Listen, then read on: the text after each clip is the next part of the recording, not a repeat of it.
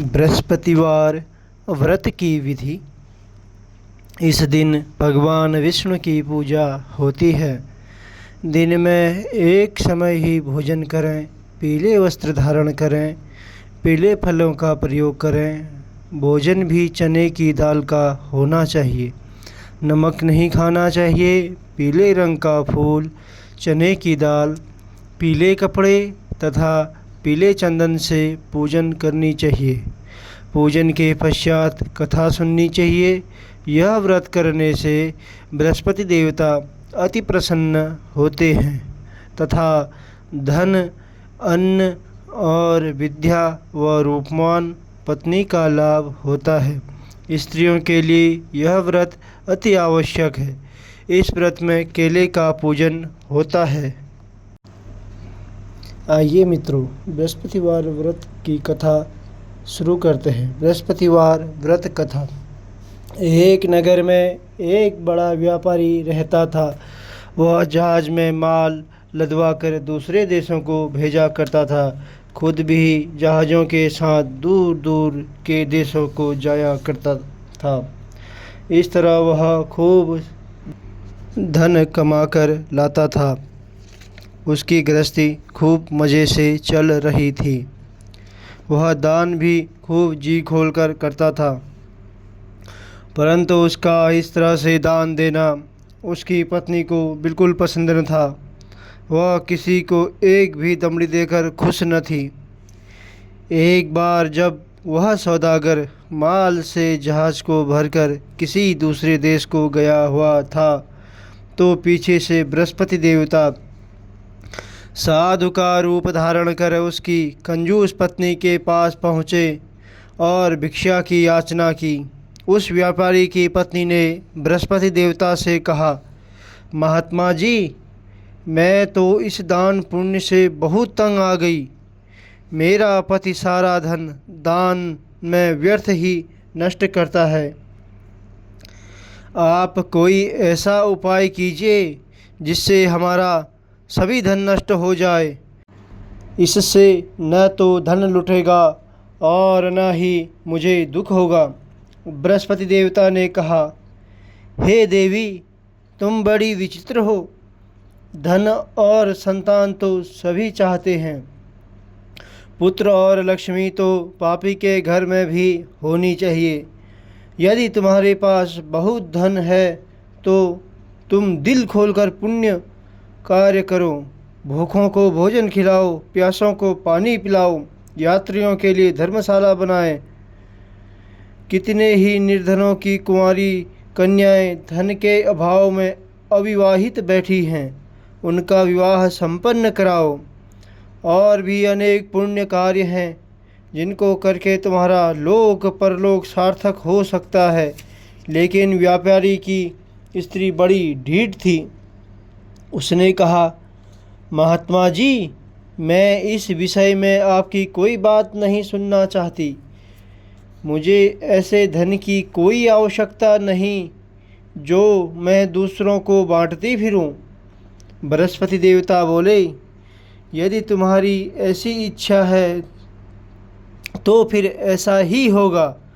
तुम 7 बृहस्पतिवार गोबर से घर लीपकर पीली मिट्टी से अपने केशों को धोना।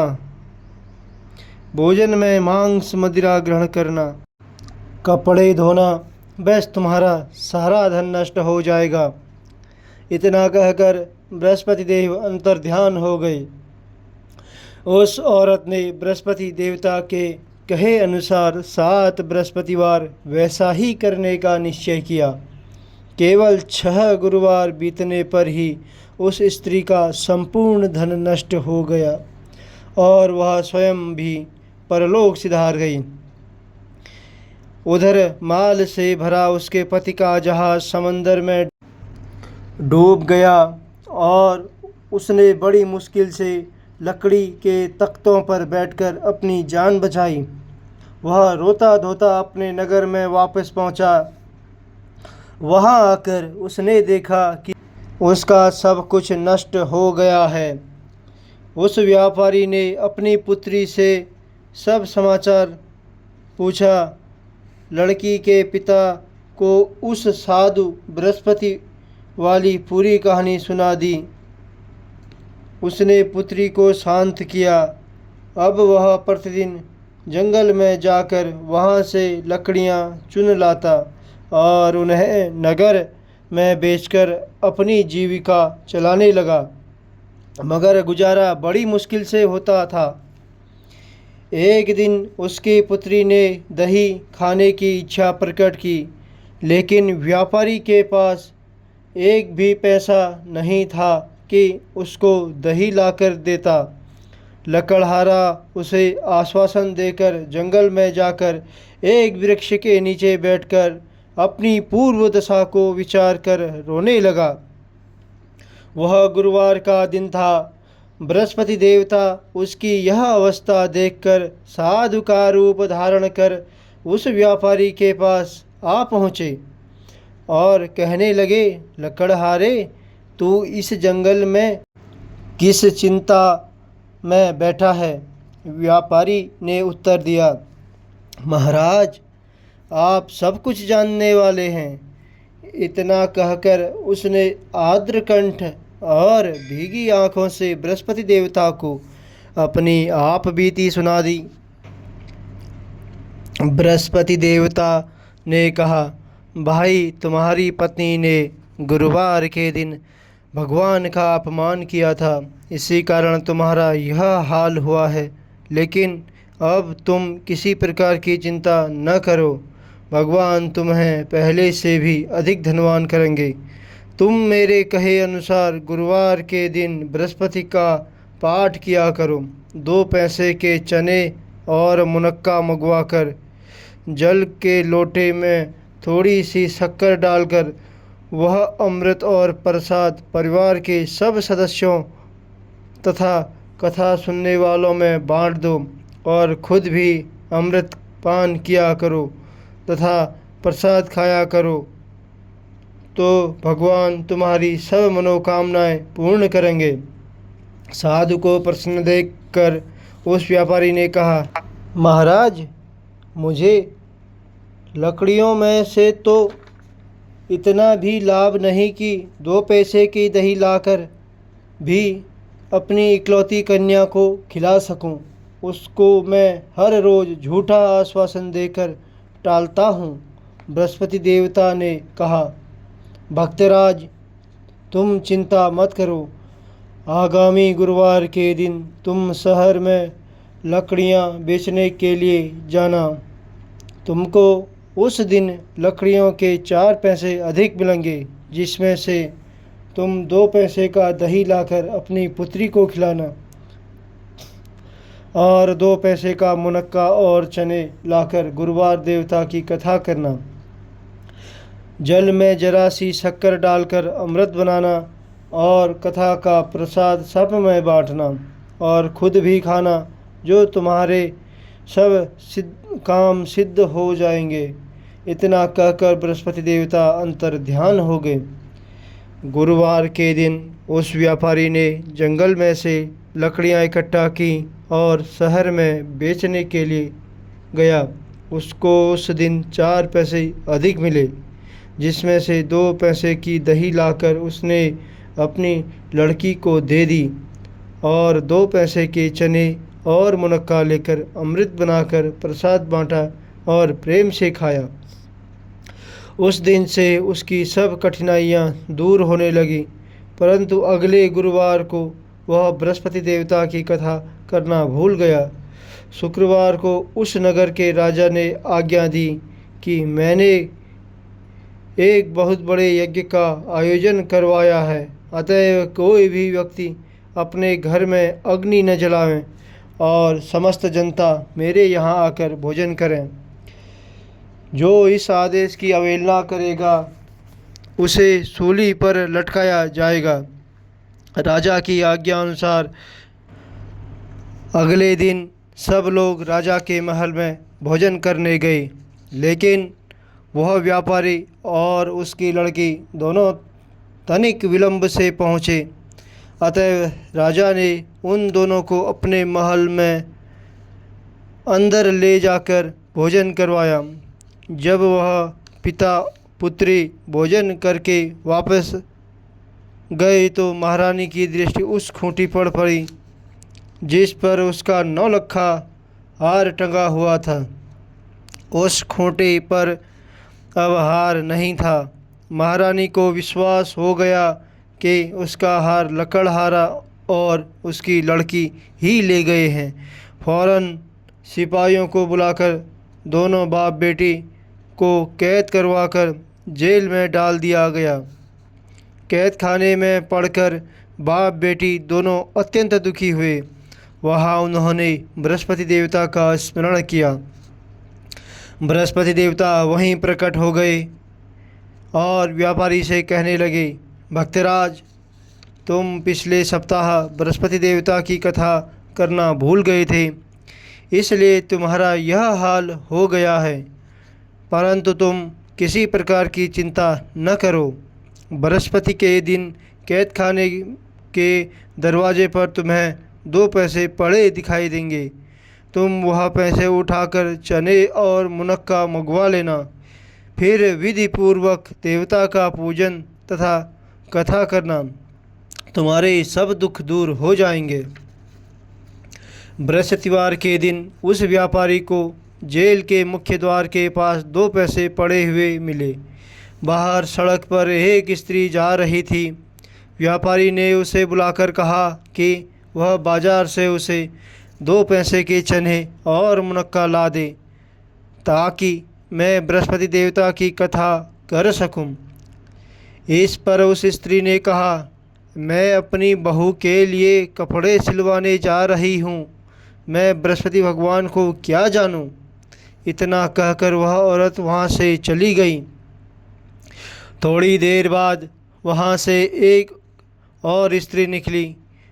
व्यापारी ने उस स्त्री को बुलाकर प्रार्थना की, बहन, तुम मुझे बाजार से 2 पैसे के चने और मुनक्का ला दो, मुझे बृहस्पति देवता की कथा करनी है।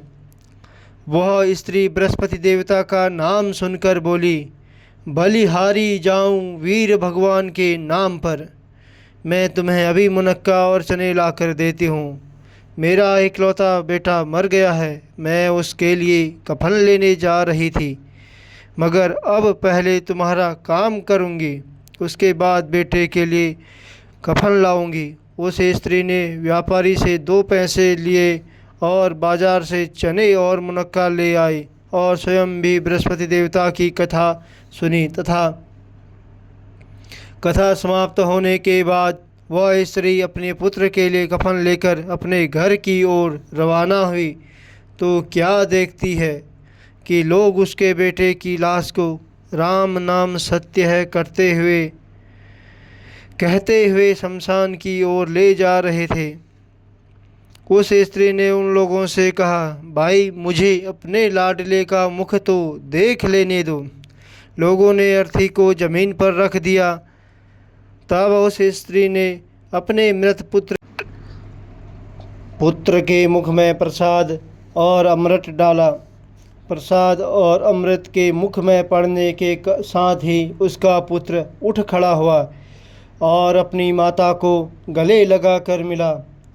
दूसरी स्त्री जिसने बृहस्पति देवता का निरादर किया था, वह अपने पुत्र के विवाह के लिए कपड़े लेकर वापस लौटी और उसका पुत्र घोड़ी पर बैठकर बारात में निकला तो घोड़ी ने ऐसी छलांग मारी कि वह जमीन पर आ गिरा तथा बुरी तरह से घायल हो गया और कुछ ही क्षण के पश्चात मर गया। तब वह स्त्री रो रो कर बृहस्पति देवता से कहने लगी, हे देव, मेरा अपराध क्षमा करो, मेरा अपराध क्षमा करो। उसकी प्रार्थना सुनकर भगवान बृहस्पति साधु का रूप धारण कर वहाँ आए और उस स्त्री से कहने लगे, देवी, अधिक विलाप करने की कोई आवश्यकता नहीं है। तुमने गुरुवार देवता का निरादर किया है तथा जिसका परिणाम तुम्हें मिला है।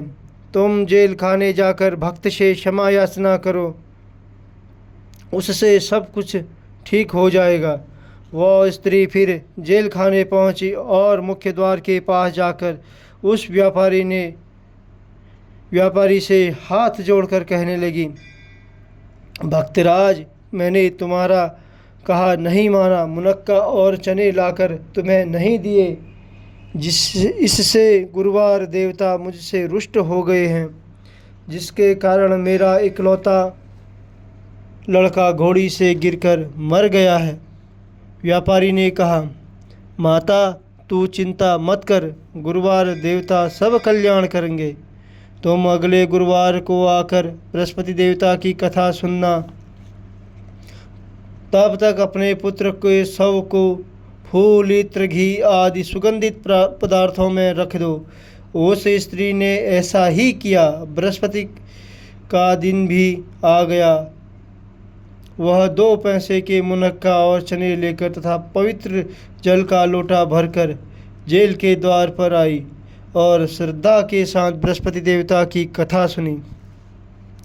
जब कथा समाप्त हुई तो अमृत व प्रसाद लाकर अपने मृत पुत्र के मुख में डाला। अचानक उसकी सांस आने लगी और वह उठकर खड़ा हो गया।